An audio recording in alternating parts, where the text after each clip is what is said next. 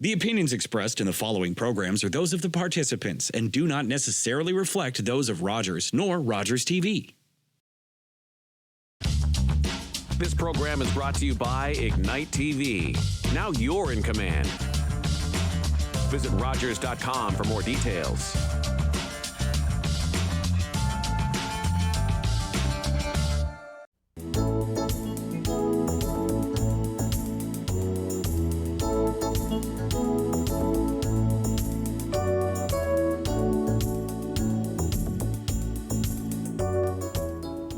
Welcome to another episode of In Conversation with Alethia. I'm your host, Alethia O'Hara-Stevenson. In this show, I sit down with amazing community individuals who are doing incredibly inspiring things in our community. The show will educate, it will empower, and it will inspire you. So be sure to tune in every single week. In this episode, we're talking to an inspiring entrepreneur, someone who got his start in the food and beverage industry and has made an empire for himself. His name is Unike Patel. Welcome to the show, Unike. Thank you so much. It's my pleasure to be here. Awesome. I'm super excited to have this conversation with you because when we looked at, your trajectory and your journey, it's absolutely empowering and inspiring. And to think of your start, you started off as a junior employee in the food and beverage industry to now a franchise owner of Barburrito. Correct. Yeah, I came in 2010 as an immigrant in Manitoba. I started myself as the cashier in McDonald's. Oh my. And then I started working in Montana as a chef.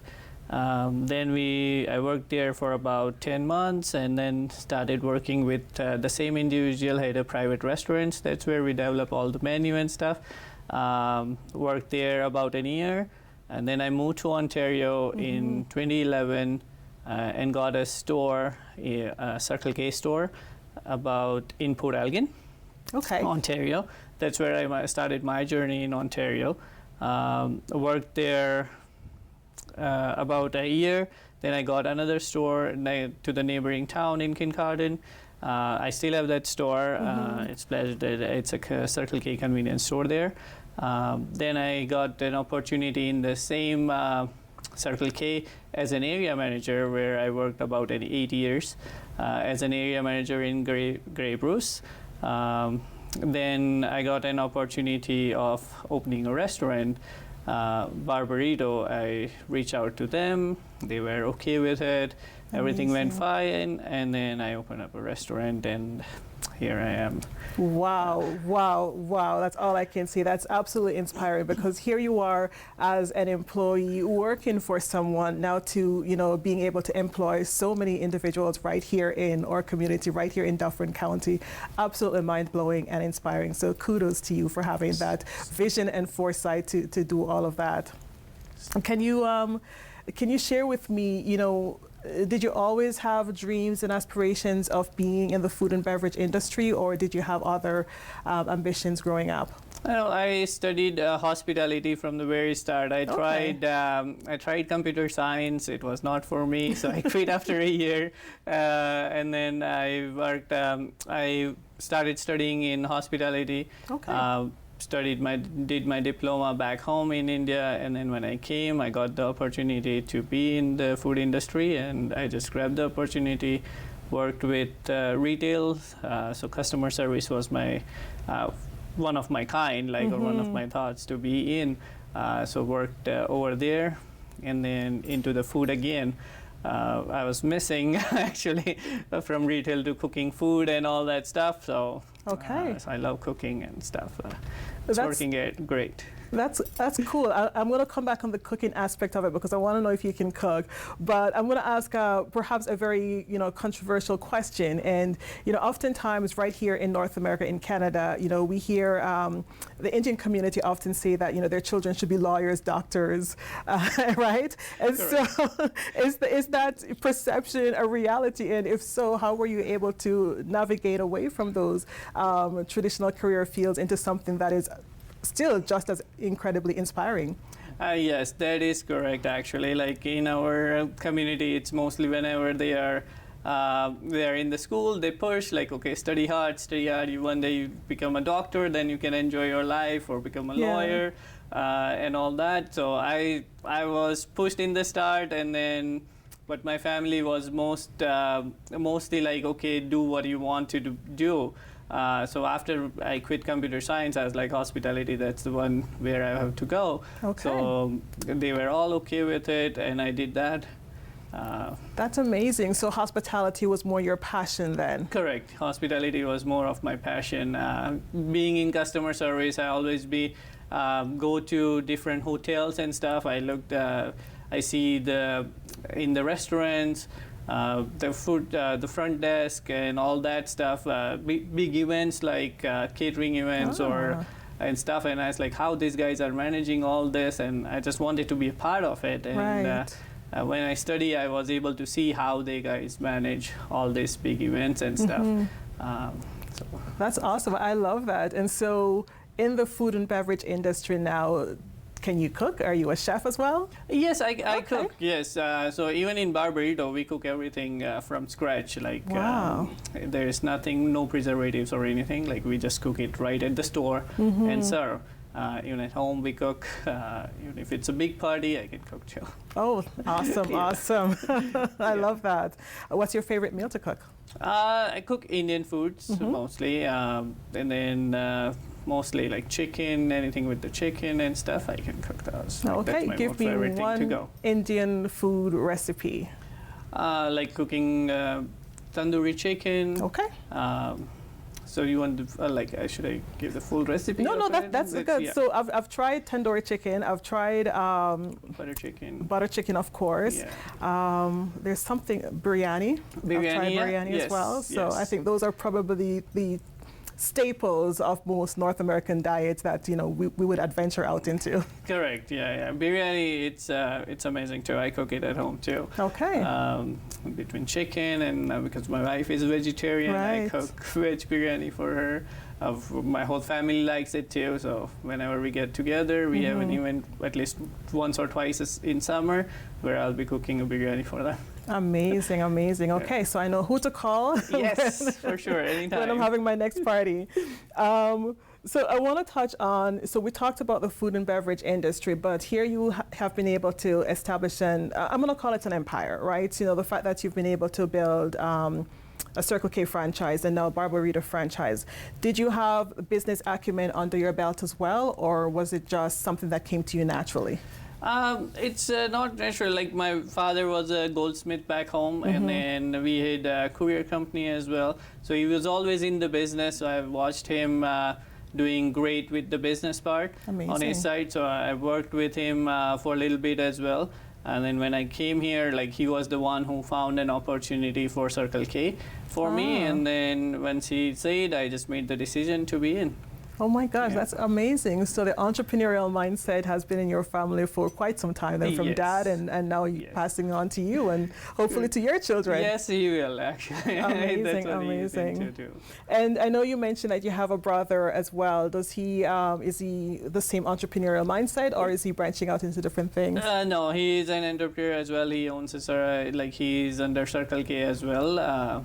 Incredibly inspiring. Mitchell, Okay, amazing. I love that. Now, you mentioned that you came here as an immigrant to Manitoba. Did you come here to study at the time, or did you? No, I moved here as a permanent resident. My aunt used to live in Manitoba, and then when she sponsored my dad, we were able to join as a whole family to move to Canada. Okay, so Manitoba to Ontario. Why the move? I was getting an opportunity into the business, so I was getting opportunity to get into Circle K as the first retail store, and the investment was very less too. I was able to afford it, so I took a step to give it a try, and it worked out. That's amazing. Congratulations on that, and for being brave and bold, and making the move to Ontario. First of all, making the move from your home country to Manitoba and then to Ontario. That's powerful and inspiring. Were there any challenges that you encountered along the way? Like in terms of moving, no, I had my aunt here, so it was all settled for us. Like from the very first day, we had a shelter to go, and then when we moved here, we were able to find job easily as well in Manitoba. And then when I came here, I was able to just find job for other people at my store. Oh, wow. Yeah. That's amazing. Now, when I look at you, I'm sitting here and I'm having a conversation with you, and you strike me as someone as incredibly humble, right? How do you keep your cool? How do you keep that humble demeanor despite all of the success that you have around you? It's like I take pride in my work, and then the team I have, I'm grateful to my team actually, which I have. And I had all the individuals who came in across to make me successful and to be here was great. And I have seen them down the earth all the way to my career path so far. And that just I am. And it never took me like, oh, I'm doing this, so I don't know, I don't want to talk to them or anything like that. But yeah, I'm just great people working with, actually. That's amazing. I love that. And speaking of great people working with, one of the things I noticed that you've been able to do is to invest in the very community that you're doing business in. So specifically, you know, the Shelburne Cricket Club as an example, I believe you're one of the amazing sponsors. Yes, I'm the gold sponsor in SSC. Cricket Club. Thanks to Ehsan, who is organizing, doing all this work, amazing work to bring this whole community together, doing all this individual thing. There are a lot of stuff which we don't know, which goes behind the scene and stuff, and he spends a lot of time, and his family too, right? Doing great. So, and it's pleasure to be like honored to be a sponsor in SCC. Right. Yeah. So you could have easily said no, you know, being a sponsor. You could have easily just opened up shop and, you know, employed individuals and let it be. Why was it important for you to invest back in the community? I have done that, like invest back into the community is like, I'm one of the entrepreneur individual, like back to Kincaidon where I had the first store, second store, right? I invested there too, like within the community. Right. Whenever any sponsorship comes, it just probably in my nature to be. Yeah, it's just nature. I can't say no to anybody. Right. And I have done the same thing, and I think investing within the community makes you successful, makes you proud within the community. When you are out in the community walking, even they know the individual, like, okay, here, oh, this is the guy who is from Barbary, or this is the guy from Circle K. Yeah. I love that, and especially the fact that you're able to employ, you know, so many young individuals in Shelburne. You know, I think there's a bit of pride that comes with that, wouldn't you say? Yes, definitely. And I have, when I started, like, it was 1 week, and I hired like about 12 people. Wow. All of us resumes came in, and they've been great on their part. Some were just small kids, right, from the schools. 10th grade, 11th grade students, right?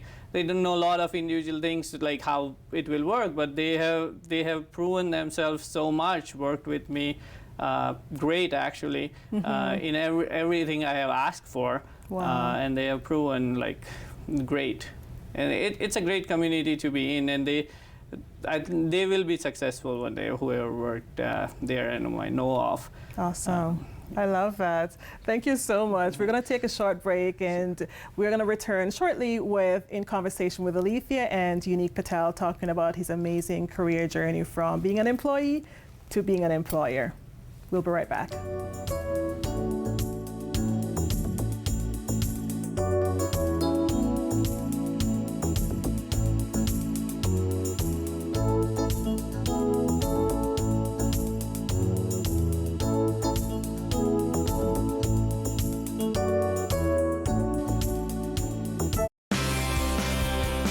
It's It's Volunteer Week, and at Rogers TV, we recognize our volunteers' amazing contributions.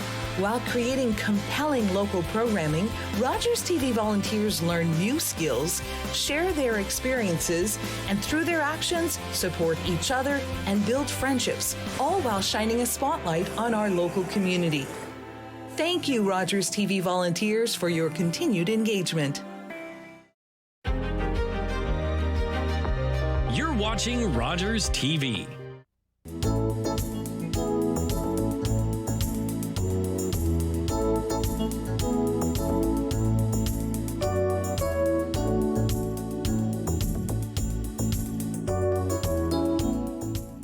Welcome back to In Conversation with Alethia. I am in the studio with Unike Patel. We're talking about his incredible journey from being an employee in the food and beverage industry, starting off as a cashier in McDonald's, to now being a franchise owner of Barbarita and other establishments.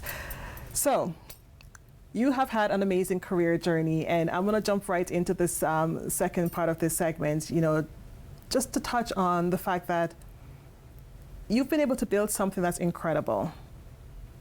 What message would you give to young Unike starting up, someone who's 18, 16, who has a dream? They should follow their dreams, should try it. There is always failures, and failure teaches you. So you should fail. If you don't fail, you won't learn.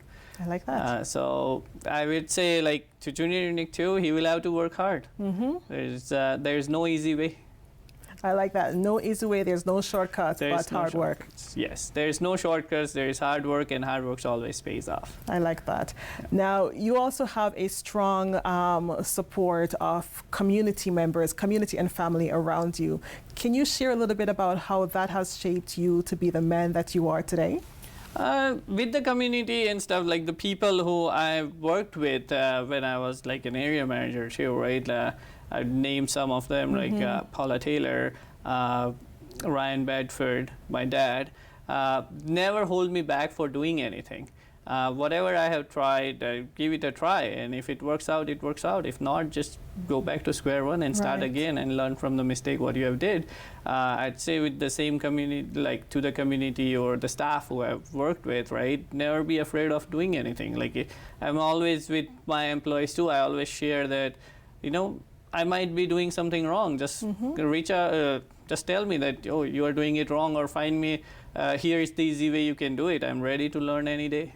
That's incredible, and not many leaders, would have that courage to give the power to their employees to call them out on their mistakes. So that is great leadership by its very definition, right? To be able to be humble enough to have your employees, challenge you, correct you, and say, boss, you're doing something wrong. So kudos to you for that. Thank you.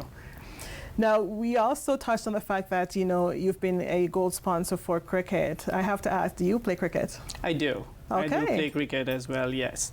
I was lucky to be, I was moved as an area manager role to Shelburne, to the Dufferin County. I was looking after Orangeville and all those areas, and I came to meet the Circle K owner, Sagar Arora, and then he invited me, you can join SCC if you would like to play cricket, and that's when I was able to meet Ehsan, and I registered last year for the first time. And it was amazing, actually. It was very fun game. Okay. It teaches you how to build a team, actually. It's a team effort to do, to win or to lose, but it comes as a part of team. And I was able to get into touch with a lot of individual entrepreneur within the community as well, who does great within the communities. So some of those, same sentiments, again, I'm hearing it translate into your business world. So teamwork from the sport of cricket to teamwork and leveraging each other in your business. And not just that, but the community of individuals around you that you can learn from and benefit from their knowledge and experience as well, which is pretty neat. Yes. I think you're in quite a unique position right here in Dufferin County. Yes, thank you. Yeah, if I get opportunity, I'm planning to do do some more businesses within Dufferin County as well. So hopefully next coming years, you'll see more stores opening from my side. Okay, that's incredible, because that would have been my next question. What's next for you? Yes. So currently I'm working with some more Barbarito franchises in Grey Bruce, though, actually, because I was there and I know the towns, individuals over there.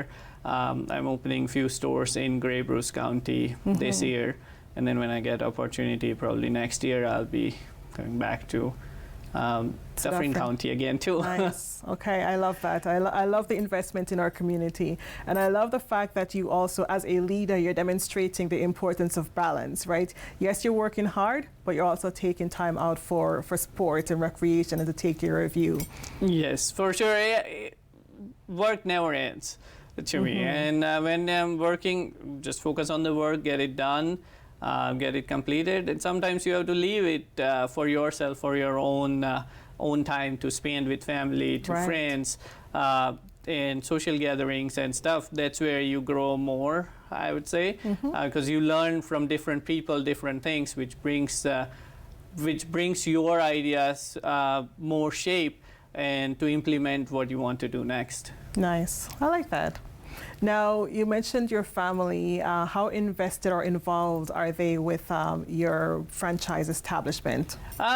So my father lives in States now. He moved a year ago. But my wife, she works at Shelburne location as well, and she helped me a lot at the store, managing that store when I'm not there, and that gives me opportunity to go out in the field and develop myself more, because there is somebody whom I can rely on, and they take care of it, and I have other individuals, other teams who are there with me, who is taking care of other stores as well. Amazing. And when you talk about development, is development networking with other franchise owners? Are you talking about courses? Expand on what development looks like. So development looks like, for me, is working with other individuals to help or partner with to open another stores within different communities and stuff, and just take their help and give them a hand to develop their skills and be an entrepreneur in the field as well. Would you be open to having mentors? Because I'm, listening to your story, it's absolutely incredible and inspiring.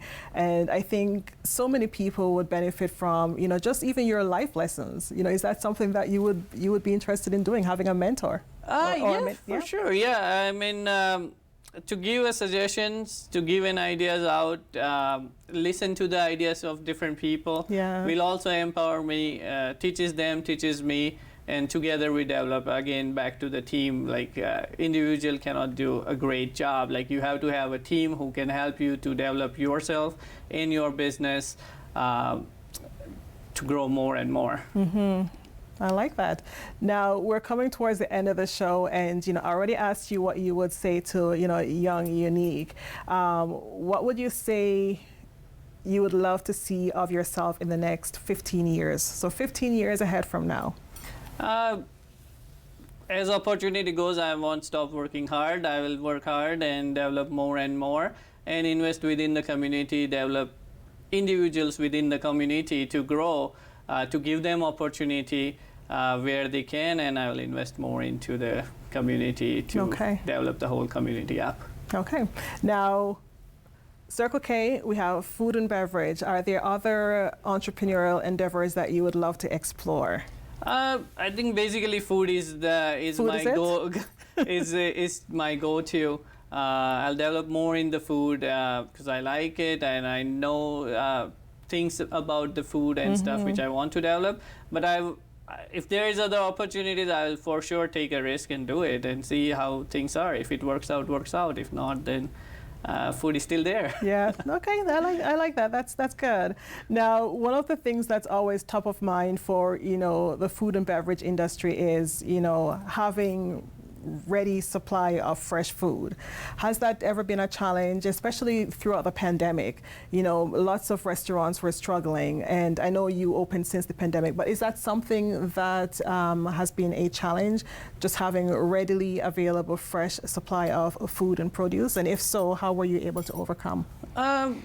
There are challenges when during COVID time, everything was a challenge, actually getting stuff, and the prices are through the roof. But a lot of individuals were able to go out because they're working from home and stuff. So we have seen when I was looking at the restaurant part side, there's a lot of growth during COVID time. A lot of individual stores who struggle to keep their doors open were able to get a lot more business because now people are not traveling, they are within the community, and they tried more foods within the community, and they become a regular customers over there, actually. Interesting. It's COVID worked out in two ways for the business side. A lot of delivery people, those people who were out of the job within the companies and stuff, they were able to do skip Uber and stuff because they were super busy. Like I have seen some of my friends' restaurants, they triple up their sales within delivery and stuff. Wow. Okay. So there was a challenge, yes, but the prices were high, but the sales were high. So I think it overcome for the individuals who were struggling to even just keep open door before.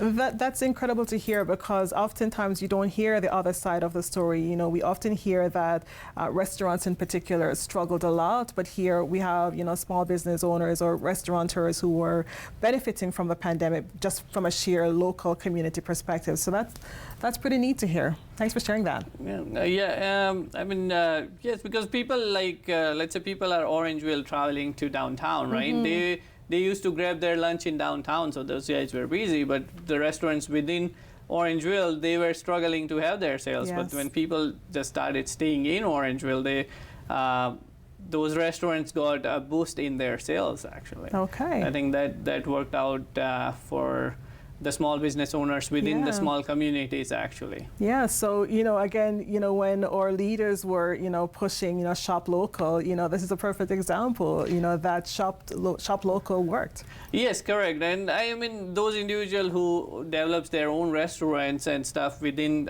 small communities, they put a lot of efforts and a lot of things where their involvement within the community they want to, but it just depends on the time frames and stuff, right? Where people just don't want to come home at 7 p.m. and then go out again. They just grab while they are driving and stuff and just go to bed, get ready for tomorrow. Amazing, amazing. Now, my last question for you again is, as an individual with your own identity, have you encountered any challenges, any barriers, just you being who you are as an individual and an entrepreneur? There are challenges when you open new business and stuff within the community, or working with the franchisors, working with contractors, permits, drawings, and all that stuff is a challenge, actually. It delays some of your projects, and it delays, once the projects are delayed, you are financially very tight. And it happened the same thing, like when I was opening Shelburne location, it was delayed for a few months. We had now opened, like opening soon sign for like few months, actually, but I was glad that my franchisor, Alex Shenton, he was there with me for holding on things, believing in me that you will be successful. So I'm thankful for him too, actually, Alex Shenton. For trusting me that I would make it happen. Amazing. That's incredible. I am so inspired by our conversation today, Unike. Thank you for taking the time to sit down with me, to share your journey, to share your story with our community. Thank you so much for tuning in to In Conversation with Alethia. Tune in until next time. Thank you so much.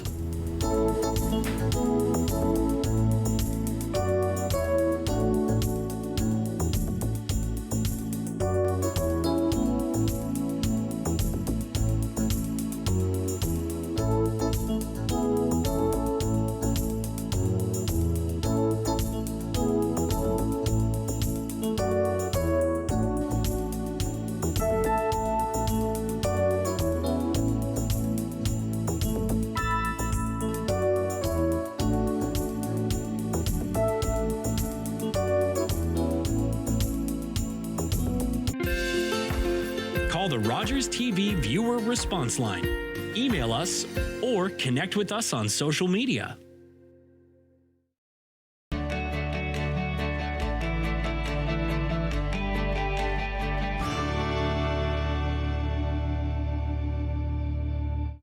It was my daughter's birthday.